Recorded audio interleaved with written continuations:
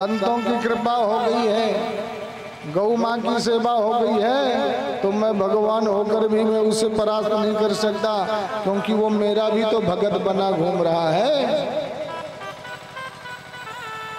परंतु तुम मेरी शरण में आए हो, और मेरी शरण में जो आ जाता है वो कभी खाली हाथ नहीं जाता है।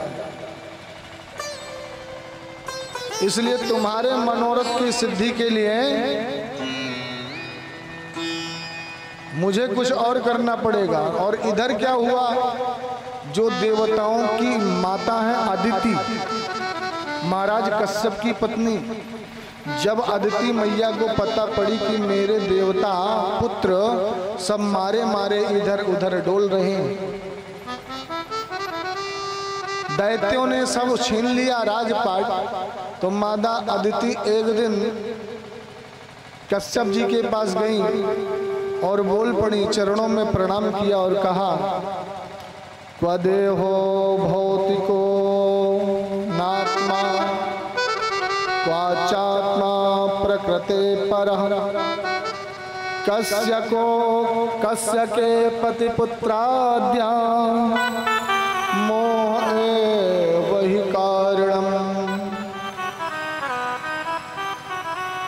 स्वामी, आज मेरे पुत्र मारे मारे सर्वत्र घूम रहे हैं, जंगलों की कंदराओं में रह रहे हैं। आप कुछ ऐसा उपाय करो कि मेरे घर एक ऐसा पुत्र आए जो मेरे पुत्रों का राज्य उन्हें छुड़वा करके दैत्यों से देवताओं को प्रदान कर दे। कश्यप जी ने कहा, देवी, कौन किसका पुत्र, कौन किसकी पुत्री? ये पुत्र मोह एव ही कारणम, केवल पुत्र पुत्री वाला जो संबंध है, केवल मोह एक सिर्फ यही कारण है, बाकी कोई किसी का नहीं होता। इसलिए तुम तो भजन करो, क्या लेना देना है। माता अदिति ने कहा, प्रभु, यदि आप माता होते तो आपको मालूम पड़ता कि जब पुत्र के ऊपर संकट आता है तो माँ के हृदय में कैसी छुरियां चलती हैं, कैसी चुभता है उस माता को। इसलिए प्रभु, मुझे तो केवल एक ही बताओ कि मेरे पुत्रों का कष्ट दूर कैसे होगा। मेरा हृदय विदीर्ण हो रहा है, क्या करूं? कश्यप जी ने कहा, देवी, ठीक है, यदि ऐसी बातें हैं तो मैं तुम्हें एक व्रत बताता हूँ। उस व्रत का ये प्रभाव है कि यदि उस व्रत को करोगी तो तुम्हारे घर में भगवान श्रीमन नारायण सदृश पुत्र पैदा होगा, और वही पुत्र तुम्हारे पुत्रों के राज्य को वापस राजा बलि से देवताओं को लाकर प्रदान करेगा। यज्ञेश यज्ञ पुरुषाश्च्युत तीर्थ पाद तीर्थ तीर्थास्त्रवः श्रवण मंगल नामधेय आपन्नलेक व्रजिनो पसमो दयाद्या सम्नकृधीश भगवान न दीननाथ।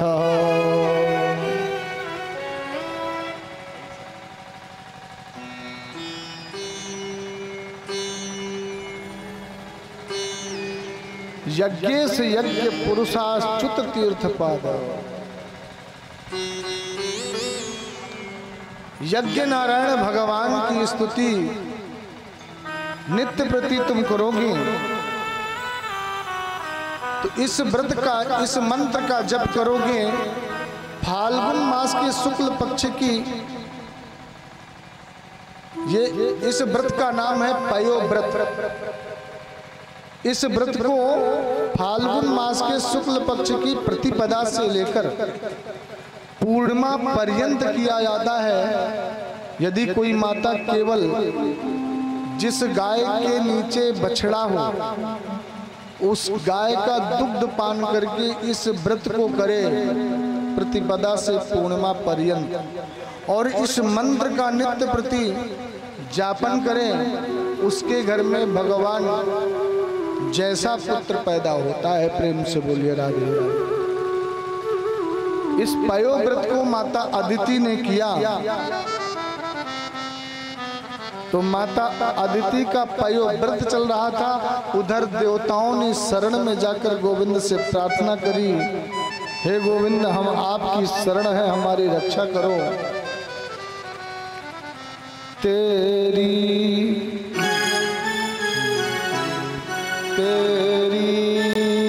शरण में आकर मैं धन्य हो गया। तेरी शरण में आके मैं धन्य हो गया।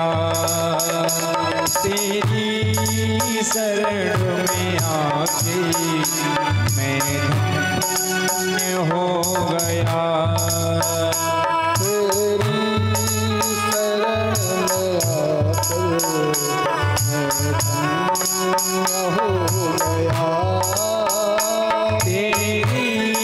शरण में आके मैं धन्य हो गया। जन्मों की प्यास थी जो, जन्मों की प्यास थी जो, जन्मों की प्यास थी जो संपन्न हो गया। तेरी शरण में आकर मैं धन्य हो गया।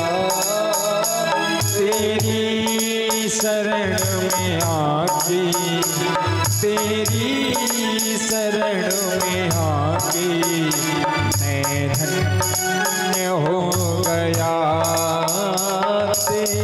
लाल है सभी लोग तालियां बजाते हुए भाव से।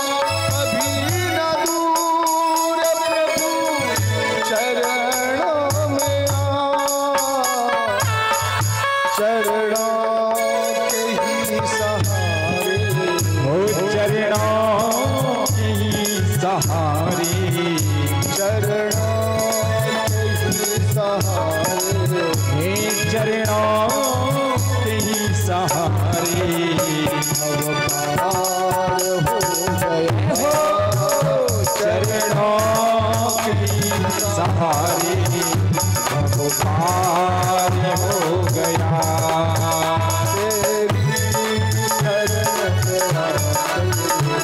तेरी शरण में आके मैं हो गया। हो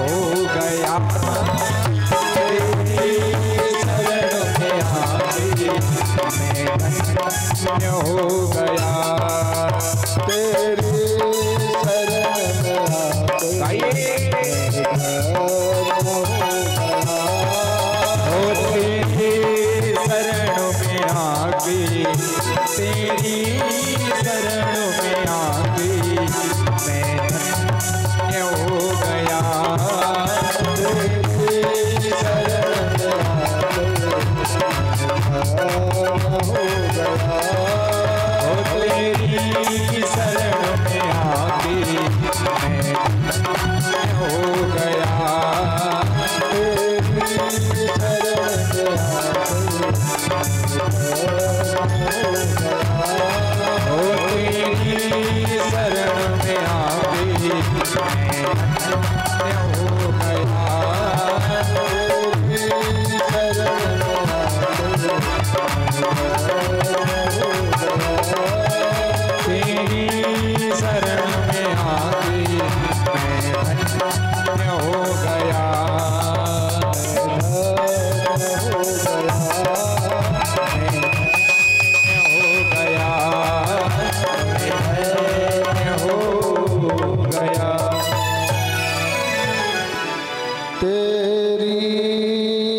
शरण में आकर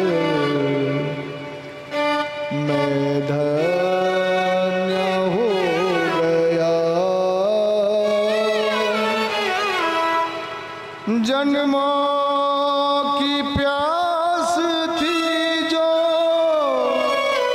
संपन्न हो गया, तेरी शरण में आकर मैं धन्य हो गया।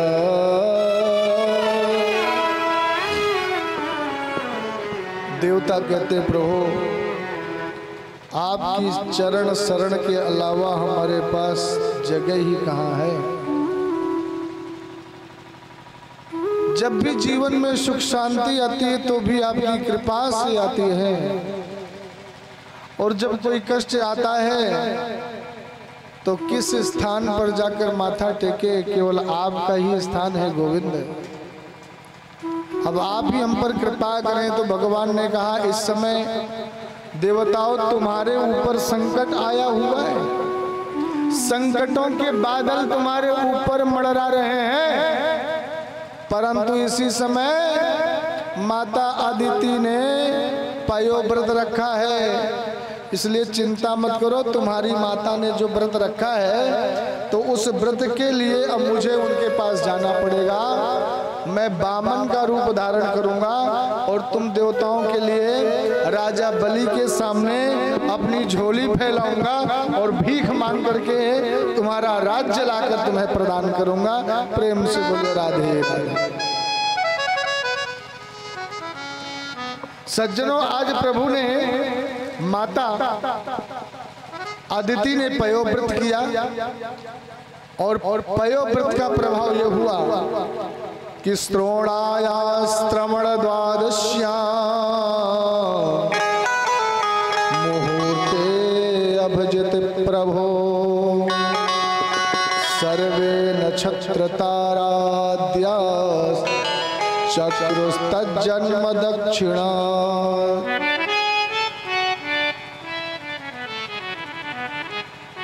12 महीने में मित्रों एक बात बता दें, 12 महीने में शायद भादों का महीना कुछ ज्यादा भाग्यशाली है।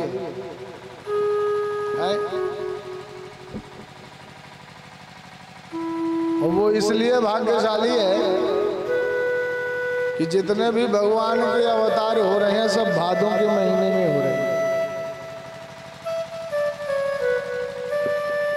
बलराम जी का जन्म हुआ भाद्रपद में,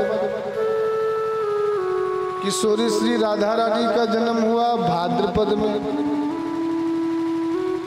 भगवान श्री कृष्ण का जन्मोत्सव मना भाद्रपद में, और आज वामन भगवान अवतार धारण कर रहे हैं तो तैयार हो रहे हैं भादों के लिए। है प्रेम से बोलिए राधे राधे। भादों के महीने में शुक्ल पक्ष की द्वादशी तिथि को दिन के ठीक 12 बजे भगवान श्री नारायण देवताओं की कार्य सिद्धि के लिए माता अदिति के कक्ष में भगवान वामन के रूप में प्रकट हो गए। बोलिए वामन भगवान की जय हो। वामन के रूप में केवल वामन अंगुल के प्रभु बन करके आए। ऐसा लग रहा था कि क्या दिव्य भगवान का सौंदर्य है। जन्म लेते ही कश्यप जी ने उत्सव मनाया, सभी देवताओं ने आकर वामन भगवान का दर्शन किया, दिव्य स्तुति गाई, प्रभु के चरणों में पुष्प समर्पित करी और सबने मिलकर के वामन भगवान का यज्ञोपवीत संस्कार मनाया।